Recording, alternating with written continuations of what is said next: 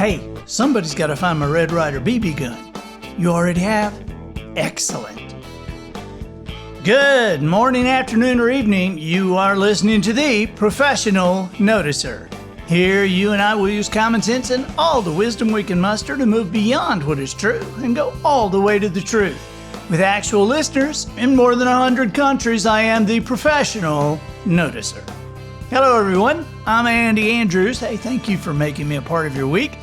My purpose here today, and with every show we do, is to play the part of a best friend or a coach. I want to help you live the life of your wildest dreams by giving you access to the greatest kind of mentorship the world has to offer today. People, places, things. The Professional Noticer has a special sponsor this week, speaking of mentorship, and it is Mayberry, North Carolina.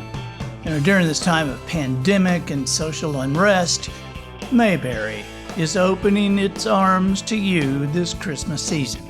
Specifically, the townsfolk of Mayberry would like to invite you back in time, 60 years back in time, all the way to Monday evening, December 19th, 1960. That night, they participated in a Christmas episode, and now, after all that time, they'd like you to see it. Find it wherever great television has been recorded and saved. The Andy Griffith Show Christmas episode is from season 1, and it is show number 11. Merry Christmas from Mayberry. Well, now, that was a surprise. The Professional Noticer certainly appreciates this week's sponsorship. Here's a little something you may not know. After all the Christmas television that has been done, this episode remains one of the greatest in television history. TV Guide named it to their all-time top 5 list of best Christmas programs ever. Surprisingly, A Christmas Story was the only holiday episode they filmed during the entire historic run of the Andy Griffith Show. But I suppose when you reach all-time best status on your first try, and remember, this was just the 11th episode of the series, why mess with perfection? Well, Merry Christmas, everybody. This is the Christmas episode of the Professional Noticer, obviously, and we're going to do something very special. We're not going to interview somebody. You know, we had Santa Claus lined up, but he begged off at the last minute. Very busy this time of the year. Evidently, one of the elves is kind of stopping working, pushing to go to dental school. And Santa Claus is just like, he's just kind of overwhelmed. And so there's also a forecast of fog for Christmas Eve. And so he said, please, could we do it next year? So we were left without a person to interview for this particular podcast and thought we'd read you a story. This has become a traditional story for a lot of people. It's a story that I wrote years ago, and I want to do it for you here. This is my Christmas present to you. It is called Socks for Christmas. There are 24 hours in a day, only 24. That translates to 1,440 minutes or 86,400 seconds every single day of my adult life. But as a boy, there was one night every year that lasted longer than any other. One night when clocks actually slowed down. This phenomena generally occurred near the end of December, specifically the night of the 24th. Christmas Eve. I had gone to bed at 9 p.m. after leaving a note, pound cake, and a glass of buttermilk for Santa Claus. Every Christmas Eve, for as many of my 7 years as I could remember, that's what I left him. A note, pound cake, and a glass of buttermilk. The note contained the usual niceties about being careful not to slip on the roof and saying hello to Rudolph, but its primary purpose was, of course, to make one last stab at getting the presents I wanted. The pound cake was left over from Jesus' birthday party, which we had celebrated before bedtime, and the buttermilk, well, the buttermilk was always left because my dad insisted it was Santa's favorite drink. Personally, I hated the stuff, but since my father drank it by the gallon, I assumed he knew. By 10:30, I was still awake. I was mentally tracing Santa's route to our house at 1505 Randall Road. It did concern me somewhat that he might not find me because of a mistake on the road signs. Randall, at one end of our road, was spelled with one L, and on the sign at the other end, it was proclaimed spelled with two L's. Randall, with two L's. Would he be able to locate me? Maybe he would get confused, come in from Randall Road once, and later enter the neighborhood by way of Randall Road, and I'd get presents twice. Not likely, I knew, but these are the kind of things a kid thinks about on Christmas Eve. Earlier, I had heard on the local news that Santa's sleigh had been tracked on radar leaving Thailand, and the predictions were that he would soon be in Singapore.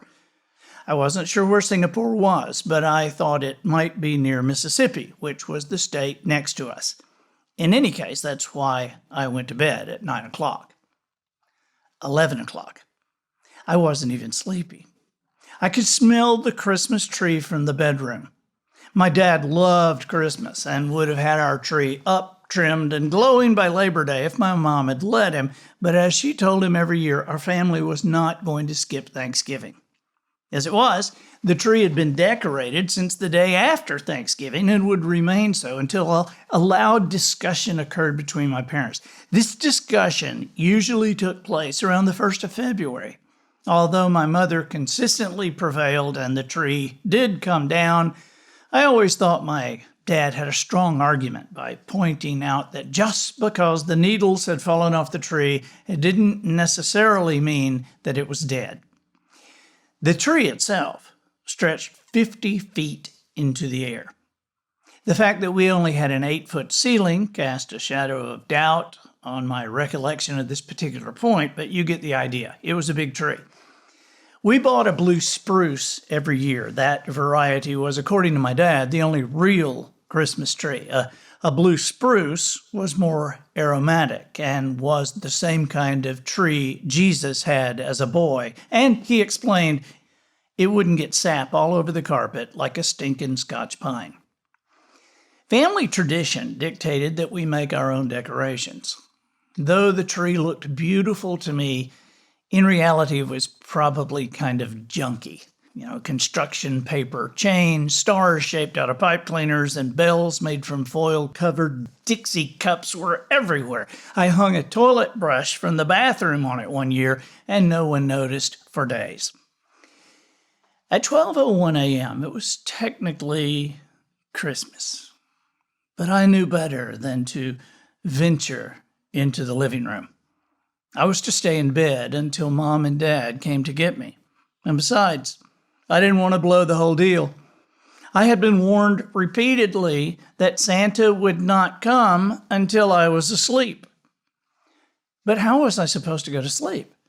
This was only the most incredible day of the year. There was no way I could go to sleep. I'd just have to fake it and hope Santa wasn't as sharp as everyone said. No way was I going to sleep. I just wouldn't. Heck, I'd already been awake for a week. I'd just stick it out until daylight. Son, my father shook me. I opened my eyes. Santa, he said, has been here. Ignoring the fact that I had indeed gone to sleep, I jumped out of bed and ran to the living room. The tree, more than 100 feet tall now, was almost covered with gifts and toys of every sort. There was the basketball I'd asked for. Where was the BB gun? There was the incredible edible machine. Ha! Now I could make bugs to eat in front of my sister. Where was my BB gun? Oh, my Candyland game. Baseball glove. G.I. Joe. My BB gun must be one of the wrapped presents. But it wasn't. Neither was the electric football game I'd wanted. I did, however, get 2 sweaters, blue jeans, a white belt, and from my Aunt Ruth, socks. Socks. Who wanted socks? What kind of Christmas present was socks? I had socks. I had a drawer full of socks. I was not pleased. All in all, however, my haul was impressive. I had scored on some of the main things I'd wanted, and if I didn't think about the clothes, and especially the socks, I was happy. Before too long, the most important part of Christmas was at hand. My dad was asleep in the recliner. Mom was in the kitchen, and I was now free to compare loot with my friends. This ritual, practiced with every kid since time began, was a large part of our growing up process. 7 years old seems a little early to be concerned with keeping up with the Joneses, but that's exactly what we did. My first stop was 2 houses down. Johnny Hamilton had gotten a bicycle. It had a tiger-striped banana seat and spider handlebars. It was beautiful, but he wouldn't let me ride it, so I left. Later that day, while showing off for Kathy Burns, Johnny tried to pop a wheelie, fell off the bike, and cried. I laughed. Down the street, Greg and Richard Fraley were in the guinea pig business. Mr. Fraley had made a trip to the emergency room early that morning after being bitten by the one named Charlie. He hated those guinea pigs after that, but he never again tried to put a bow on one. Roger Lofton had gotten the electric football game I'd wanted. Graciously pointing out the flaws in that particular model, I generally acted unimpressed. Roger had also received the Rock'em Sock'em robots. We didn't play with them because, thanks to his brother Stuart, they were already broken. Danny Foster's dad was a doctor. They lived across Cherokee Avenue in another, much nicer neighborhood. I hated going to Danny's house that morning. I knew what Danny had gotten for Christmas. Everything.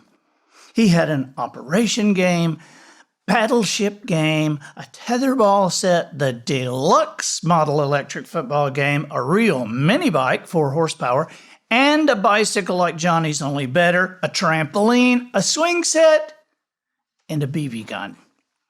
I stayed at Danny's house for more than an hour. Danny really knew how to show a kid a good time. We dug a hole in the vacant lot next door and put the box from the trampoline over it. Great for it. Walking home, I was imagining Christmas dinner. I felt sure we'd have the same wonderful menu that we'd had the year before. Turkey and dressing with cranberry sauce, sweet potato casserole with pecans and brown sugar and those little bitty marshmallows on the top, peas, corn, pickled peaches, and homemade rolls. I walked faster. Rounding the corner behind the Vine and Olive Motel, I saw Timmy Johnson and his sister Barbara tossing an old tennis ball in their front yard. As usual, neither was wearing a jacket, though the temperature was in the 40s. Timmy was in my class at school. Barbara was 3 years older. They didn't seem to have many friends. Even at lunchtime, they would go out on the playground to swing from the jungle gym or just talk. They never went with us into the cafeteria, or never even brought a sack lunch. The Lofton boys said it was because they were snobs. I thought maybe so too. Hi, Timmy, I said as I approached. What'd you get for Christmas? I got everything I wanted except a BB gun and an electric football game. They continued tossing the ball back and forth. Thinking he didn't hear me, I tried again. Hey, show me what you got for Christmas. Never looking at me, Timmy mumbled, I got these shoes. I could see the shoes he had received. Big, black, hard leather shoes that looked as if they might belong to my grandfather. But they were shined, polished, and tied directly onto his feet. Barbara had on a pair that didn't appear to be drastically different. I had never seen either of them with anything other than tennis shoes. Once, Timmy was sent home from school for showing up barefooted. After that, he was absent for a week. Watching them continue to throw the ball, I noticed something not quite right. I said, "That's not the way you're supposed to wear those shoes." The ball fell to the ground. As they turned to face me, Barbara said, "What do you mean by that? We're wearing them just like you are, on our feet." She looked mad. I tried to explain myself. "Yeah, that's right," I stammered, but you're not wearing socks. You're supposed to wear socks with those kind of shoes."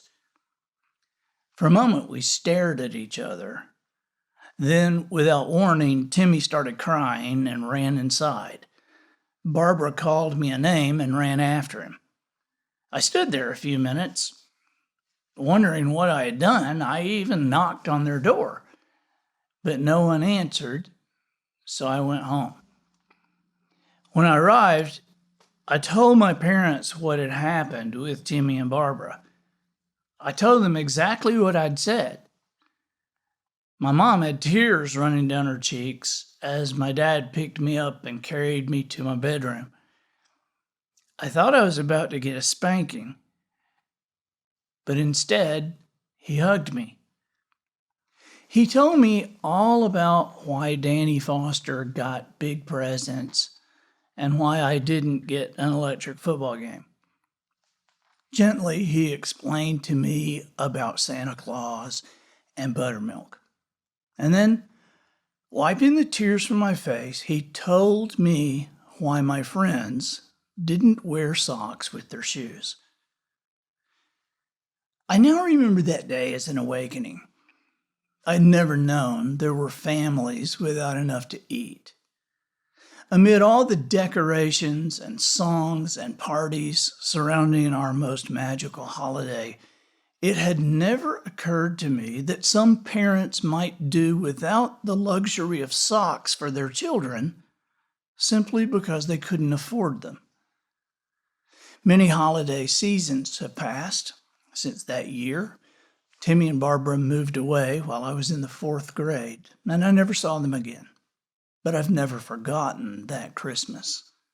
Wherever I live, there will always be people in my own neighborhood who are in some way less fortunate than I. And to this day, there is one Christmas gift I treasure above all others: the gift of a pair of socks. I'm Andy Andrews, the professional noticer. Telling stories, figuring stuff out, harnessing common sense and wisdom, attempting to plow through some of the challenges of these times, all the way to answers for our families. I want you guys to have a very, very Merry Christmas. And I think that'll do it for this week. Get us out of here, Matthew. So, ladies and gentlemen, and to the boys and girls who aspire to become ladies and gentlemen, we have reached the end of another episode of The Professional Noticer. In a world where common sense has become a superpower, I'm harnessing that tiny bit of mental energy I have for you, seeking wisdom, making observations, and endeavoring to answer tough questions in a way that will empower your family and your business. I'm Andy Andrews. Until next week, smile while you talk, even behind that mask. Yes, even behind the mask. Don't breathe anybody else's air. Not time to do that yet. But make sure you have a positive answer to the question, "Hey, how's it going?" And so, until next week, no happy holidays, just Merry Christmas. Goodbye. This episode of The Professional Noticer was produced by Matt Lindbergh. The Noticer theme written and performed by Sugarcane Jane. 3 French Hens provided by Twinkle and Smoke of Beverly Hills. Additional financial consideration provided by thefruitcakedepot.com.